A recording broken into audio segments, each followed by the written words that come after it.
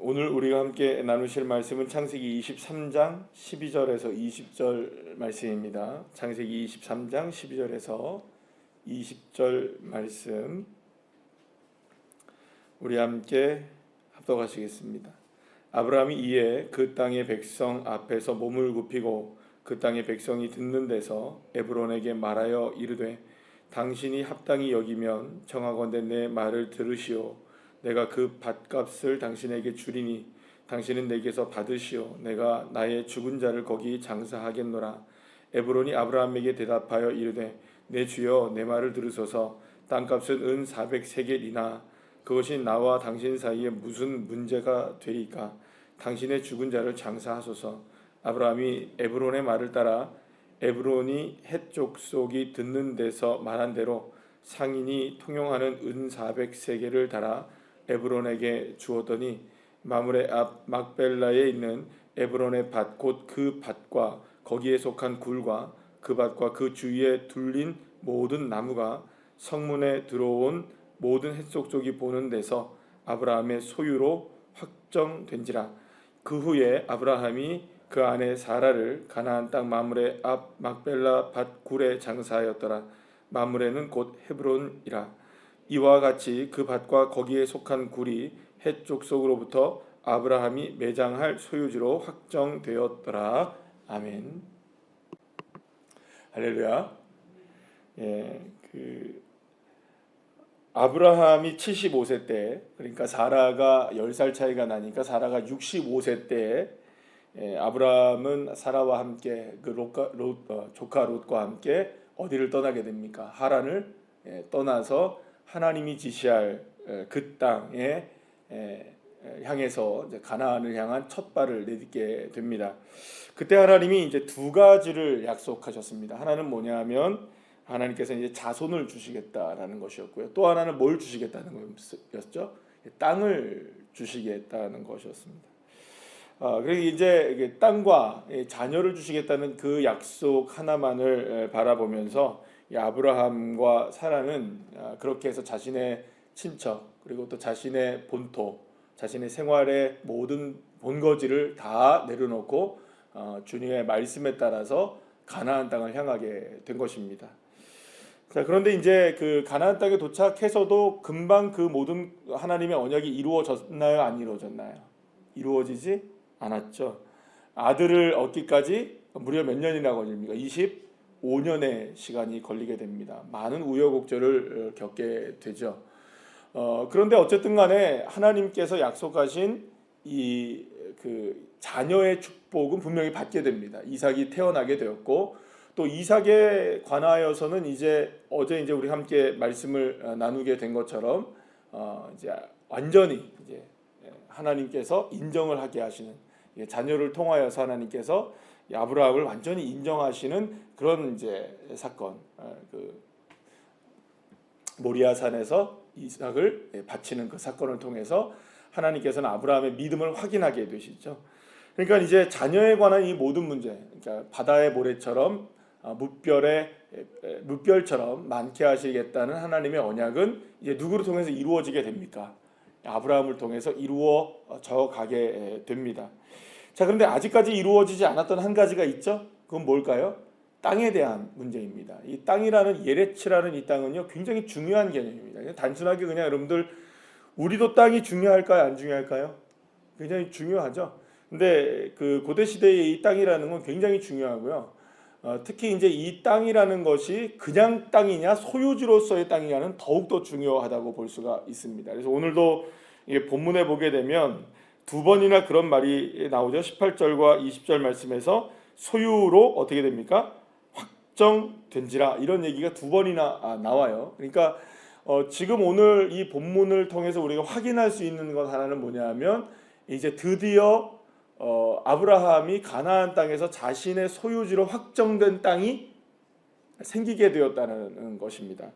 사실 우리가 그렇게 생각할 수 있습니다. 아니 지금까지 아브라함이 가나안 땅에 살았나요? 안 살았나요?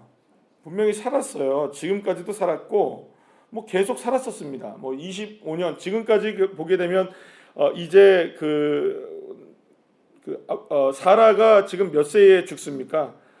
그러니까 120 정확하게 127세에 죽죠. 그 127세에 죽으니까 사실 뭐 지금까지 수십 년 동안에 그 가나안 땅에서 60여 년을 넘게 이렇게 살게 되면서 사실은 뭐 지금까지도 뭐 어떤 측면에서도 보게 되면은 뭐 사는 데는 문제가 없었어요. 뭐 땅이 없어서 못 산 것도 아니고 여전히 뭐 그 땅을 살기는 했었어요. 가나안에 오면서부터 계속 살았죠. 근데 중요한 건 뭐냐면 아브라함의 소유지로서의 땅이 없었다는 거예요. 지금 아브라함은 사실은 계속 주거지를 옮겨 다니죠.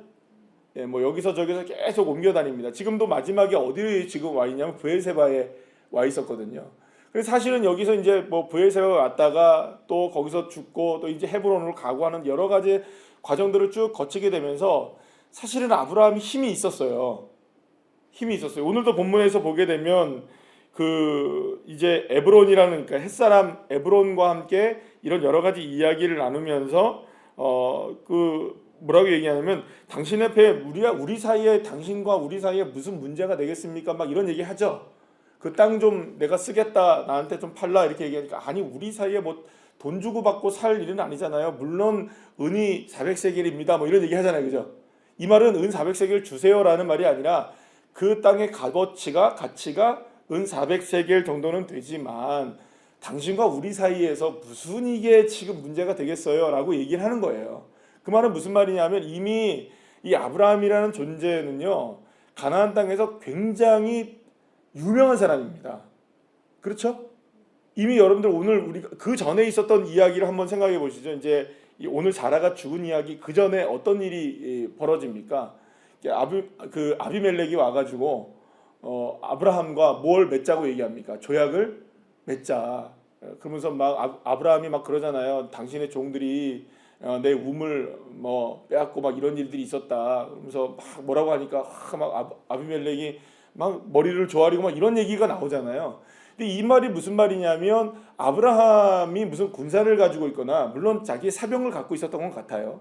그런데 그렇다 할지라도 나라를 막 족속을 막 이룰 정도의 그런 사람은 아니었음에도 불구하고 가나안 동부동맹을 막 무찌르고 그 다음에 막 이렇게 아비멜렉이 그랄 땅의 왕이었던 아비멜렉이 막 머리를 조아리고 조약을 맺고 이 정도 수준이면 이 아브라함이라는 사람이 대단한 존재라는 걸 알 수 있습니다. 그래서 오늘도 이제 햇사람 이 에브론이라는 사람이 아브라함이 이제 저기 자신의 아내 사라의 그 매장지를 구하고 있으니까 아니 그냥 쓰세요. 자꾸 그러는 거예요. 그냥 쓰시라고. 그냥 쓰면 여러분들 내가 드릴 테니까 그냥 쓰세요라는 말은 그냥 우리로 말하면 그건 구입이 아니라 뭡니까? 증여받는 거죠. 물론 그래도 내 땅은 되겠죠. 그러나 그건 정확하지가 않은 거예요. 그래서 굳이 아브라함이 뭘 하는 겁니까 지금? 아니다. 내가 머리를 숙여서 당신에게 정말 정중하게 부탁을 하겠다. 나한테 어떻게 해라. 팔아라. 그 땅을 내 소유지로 삼게 해다오라고 이야기를 하고 있는 거예요. 이게 굉장히 적극적이죠 여러분들? 이게 지금 굉장히 적극적이에요. 그러니까 사실은 어떻게 보면 그런 게 있어요. 지금 더 중요한 장면은 어떤 장면이 더 중요한 거예요? 지금 사라가 죽었잖아요. 사라가 죽었어요. 사라가 죽었는데 사라가 죽어서 장사를 지내는 장면이 지금 계속 이렇게 펼쳐지고 있는 거예요. 그러니까 창세기 23장에 들어와서 계속 이야기가 나오고 있는데 사실은 어떻게 보면 지금 장사 지내야 되는데 계속 성경은 지금 무슨 얘기하고 있는 거예요? 땅 사는 얘기하고 있는 거예요. 아브라함에게 있어서 사라의 죽음이 중요하지 않다는 얘기가 아니라 하나님이 보시기에 이 모든 과정 속에서 사라의 죽음을 통하여서 아브라함이 드디어 뭘 얻게 된다는 걸까요? 하나님께서 예비하시고 약속하셨던 그 땅의 소유자가 되어지게 된다는 것을 보여주고 있는 것이죠. 여러분, 사라가 죽은 것은 마음이 아픈 일입니다. 뭐 슬픈 일이죠. 그동안 얼마나 많은 세월 동안에 참 모진 세월을 우리 아브라함과 사라가 같이 함께 지내왔습니까? 그러나 그 슬픔의 현장 속에서 하나님은 무엇을 이루어내고 계시느냐? 언약을 이루어내고 계시는 거예요. 그리고 결국에는 오늘 이 본문에서 우리가 확인할 수 있는 것은 뭐냐면 해쪽 속에 이 그 헤브론 땅 거기에 원래는 에브론의 그 땅이었던 그 땅이 누구의 땅이 되어집니까? 이제 아브라함의 소유지로 확정되어지게 됩니다. 자, 그런데 여기서 우리가 한 가지 더 기억해야 되는 건 뭐냐면 지금 여기서 보게 되면 여러분들 이 소유지로 확정된 땅이 용도가 뭔가요? 용도가 뭐예요, 여러분들? 여기가 실제로 얘기하자면 여기는 말하자면 무덤가예요. 그렇죠? 우리한테 보면 여러분들 우리나라의 삶에 우리가 보게 되면 우리나라의 정서로 보게 된다면 이 땅 좋은 땅인가요? 나쁜 땅인가? 우리가 소유주로 뭐 그렇게 막 대단하게 이야기할 만한 땅은 우리한테는 아니잖아요. 근데 이게 우리하고는 다릅니다. 정서가 다르고 문화가 다르죠. 중요한 건 뭐냐면 매장지를 소유한다는 개념은 어떤 개념을 갖고 있냐면 이 땅이 단순하게 무덤을 소유한다는 개념이 아니라 이 땅이 이제후로부터는 지금 이 땅이 나의 땅이 되어지는 것은 물론이거니와 이제부터 이 땅은 대대로 후손의 땅이 되어진다는 개념을 갖고 있는 거예요. 왜냐하면 여기에 계속 누가 묻히는 겁니까? 이 땅에. 그 사람들이 계속 여기에 장사 지내게 되는 거예요. 그래서 여러분들 나중에 여러분들 아시다시피 출애굽기에서 나오는 이야기 중에 이제 창세기 중에 나중에 이제 야곱이 죽잖아요. 그러니까 야곱이 죽게 되었을 때 요셉이 사람들을 다 이끌고 어디까지 굳이 옵니까? 여기까지 오는 거예요. 여기까지 와서 장사를 지내요. 그리고 요셉이 죽었을 때도 여러분들 요셉의 이 마지막 유고를 이스라엘 백성들이 가져갑니까? 안 가져갑니까? 가져가요. 어디다 묻으려고? 여기다 묻으려고요. 그러니까 계속해서 이스라엘 백성들이 가나안 땅이 이스라엘 백성들에게 있어서 원래 가야 할 본향이 될 수 있었던 가장 중요한 근거가 되는 이야기가 뭐냐면 바로 이 장면인 거예요. 왜 우리가 그 땅을 가야 되느냐? 왜 우리가 가나안 땅을 다시 가야 되느냐? 그 땅이 누구의 소유지가 되어지고 누구의 매장지가 된 겁니까? 우리의 조상이었던 아브라함의 그 자손들이 거기에 묻혀야 하기 때문인 거예요. 다 거기에 묻혀야 하는 거예요. 그러니까 거기는 우리의 땅인 거예요. 그러니까 완전하게 법적인 근거가 될 수 있는 이유가 뭐냐? 이건 누구의 근거가 되는 건가요? 출애굽의 근거가 되는 일이에요, 여러분들. 이거 단순하게 그냥 뭐 햇사람의 그 땅을 에브론에게 샀다 이 정도가 아니라 이거는 출애굽의 근거가 되는 사건인 거죠. 그러니까 단순하게 땅을 얻은 정도가 아니라 이건 이스라엘 백성들의 정체성에 관한 문제가 되는 것이고 이스라엘 백성들을 향한 하나님의 언약이 이루어지는 것이 되는 것이고 더 나아가서는 출애굽의 이유가 되는 거예요. 그리고 그 땅 앞에 하나님은 이스라엘 민족을 세워나가게 되시고요. 그리고 그 땅의 중심지에 성전이 세워지게 되고 그 땅의 중심지에 무엇이 세워지게 되는 겁니까? 가나안의 중심지에 십자가가 세워지게 되는 거죠. 그러니까 사실은 하나님이 아브라함 한 사람을 통해서 이루려고 하셨던 일이라는 거는요, 여러분 단순하게 우리는 그냥 이 사람 한 사람 가문 세우고 이삭 태어나게 하고 뭐 요 정도의 이야기가 아닌 거예요. 이삭 한 사람을 태어나게 하심으로 하나님께서 뭐라고 그러셨어요, 여러분들?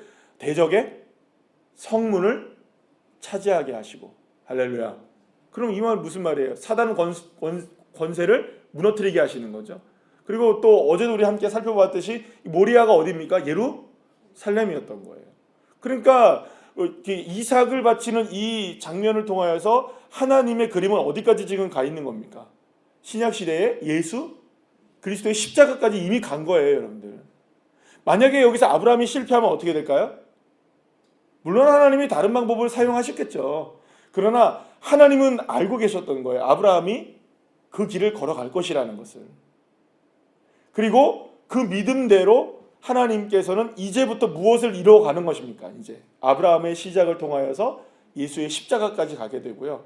그리고 예수의 십자가가 세워질 그 땅의 소유지로서의 아브라함이 그 소유자가 되어지게 되는 장면을 누구를 통해서 이루어지게 되느냐? 사라의 죽음을 통해서 이루어지게 되는 거죠. 사실은 이 장면은 단순하게 사라가 죽어서 장사를 지내는 장면이 아니라 하나님의 언약이 얼마나 놀랍고 기막히게 이루어져 갈 것인지에 대한 그 하나님의 섭리가 여기에 다 담겨져 있는 것이라고 볼 수가 있습니다. 사랑하는 여러분, 어떻게 보면 이 아브라함이 겪게 된 많은 상황들과 어려운 상황 속에서 하나님은 약속하신 바를 반드시 이루어내셨습니다. 아주 중요한 건 뭐냐? 그럼에도 불구하고 하나님의 약속은 이루어졌다라는 것이죠. 우리에게 약속하신 바도 주님은 이루어내십니다.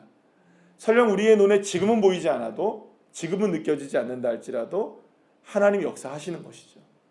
그래서 그런 거예요, 여러분들. 여러분들 한 사람 한 사람의 기도가 결국에는 지금은 보이지 않는 것 같아도 나의 자녀에게, 나의 후손을 향하여, 그리고 또 지금은 보이지 않아도 이 땅 가운데 하나님의 나라를 이루어가게 하시는 역사가 반드시 이루어지게 되는 것이죠. 그러니까 하나님은 틀림이 없으신 거예요. 단지 누가 기다리지 못하는 걸까요? 내가 기다리지 못하고 내가 온전히 바라보지 못하는 것입니다.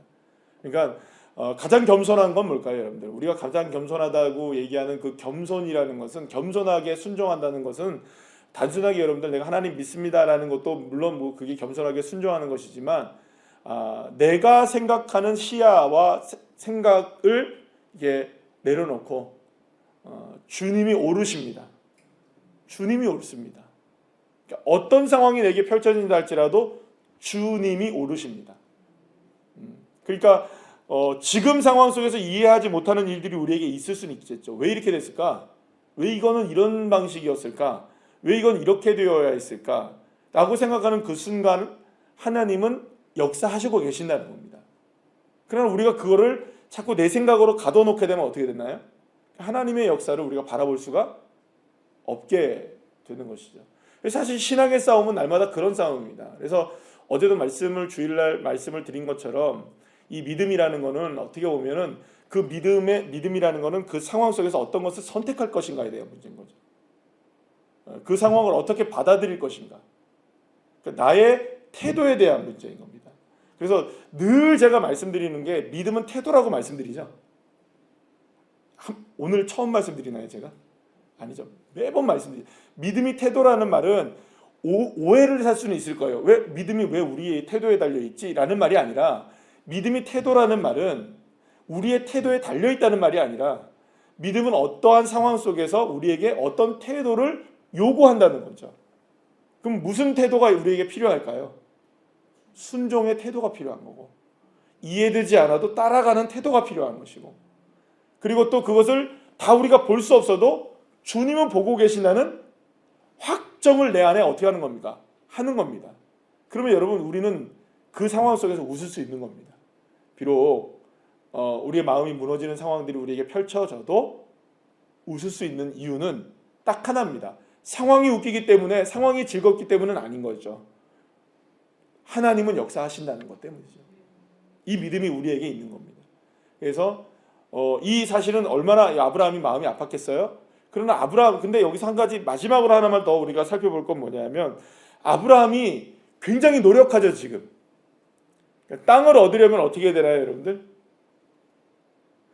자녀를 얻는 거는 여러분 내 마음대로 되지 않을 수 있지만, 이 땅을 얻으려면 적어도 그 땅을 얻기 위한 뭘 필요하다는 걸 여기서 우리가 알 수가 있나요? 우리의 노력과 우리의 열성과 열정이 필요하다는 걸 알 수 있어요.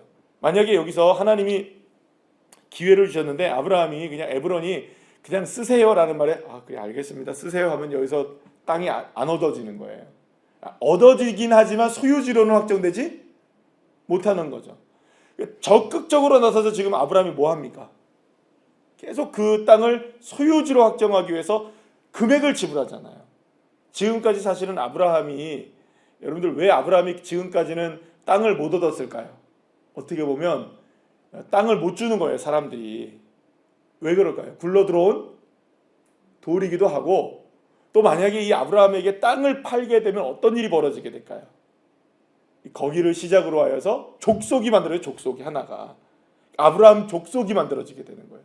그럼 여러분, 가나안에 안 그래도 지금 아브라함이 신은 강자로 지금 자리 잡고 있는데 땅까지 얻게 되면 어떻게 되나요, 여러분? 이건 큰일이 벌어지게 될 수도 있는 거예요. 사람들이 가만두지 않는 거죠. 그러니까 사실은 이런 부분들에 있어서는 굉장히 중요한, 이게 대립적인 측면이 있는 거예요. 그런데 이 부분을 해결하는 게 뭐냐면 아주 적극적으로 이 아브라함이 해결해 나간다는 거죠. 어떻게 보면은 우리에게도 지금 영적으로 보고 육적으로 보더라도 우리에게 필요한 땅들이 있죠. 우리 물리적인 땅이 아닐 수도 있지만 여러분 땅땅거리고 사셔야죠, 그죠? 그냥 뭐 우스갯소리일 수도 있겠지만 이게 땅이라는 개념을 하나님이 우리에게 약속하신 것이라고 본다면 우리 가만히 서서 여러분들 그냥 나무 밑에서 그냥 그 나무만 쳐다보고 있지 마세요. 언젠가는 떨어지겠죠, 그죠? 언젠가는 떨어지겠죠. 그 나무 밑에서 그걸 바라보면 감 떨어지나요, 안 떨어지나요? 떨어질 거예요. 근데 떨어지기까지 기다리는 게 아니라 떨어질 때쯤 돼서 올라가서 따야 그게 내가 먹든지 상품이 되든지. 가만히 있다가 여러분들 그 나무 밑에 있으면 어떻게 됩니까? 떨어져서는 떨어지긴 하지만 내 얼굴에 맞아서 사망은 아니더라도 엉망이 되어버립니다. 그러니까 하나님이 열매를 주실 때 그 열매를 딸 수 있어야 되는 거죠. 뭐가 필요할까요? 나의 열심이 필요한 겁니다. 나의 열정이 필요한 거죠. 거기에 뭐 우리로 얘기하면은 헌신이 필요한 것이고, 그죠? 그래서 여러분들 우리가 가만히 있어서 될 일이 아니에요. 땅 줄게 하면 뭐 언젠 주겠지. 이렇게 물론 주십니까 안 주십니까? 주셔요. 주시겠죠. 그러나 그 땅을 적극적으로 내 땅으로 만들려면 내가 일어나서 허리를 구부리서라도 뭐 금액을 지불해서라도 그 땅을 나의 땅으로 만들어내는 열정은 필요한 거죠. 사랑하는 여러분, 그러니까 믿음은 순종을 부르고 순종은 헌신을 드러내게 되는 것입니다. 그리고 그것을 하나님 뭘로 보시느냐? 이 사람을 믿음의 의인으로 삼아 주시는 것이죠. 이런 믿음의 사람들로 저와 여러분의 삶 속에서도 하나님의 언약이 이루어지는 축복의 자녀들 모두가 되시기를 간절히 축원합니다. 기도하시겠습니다.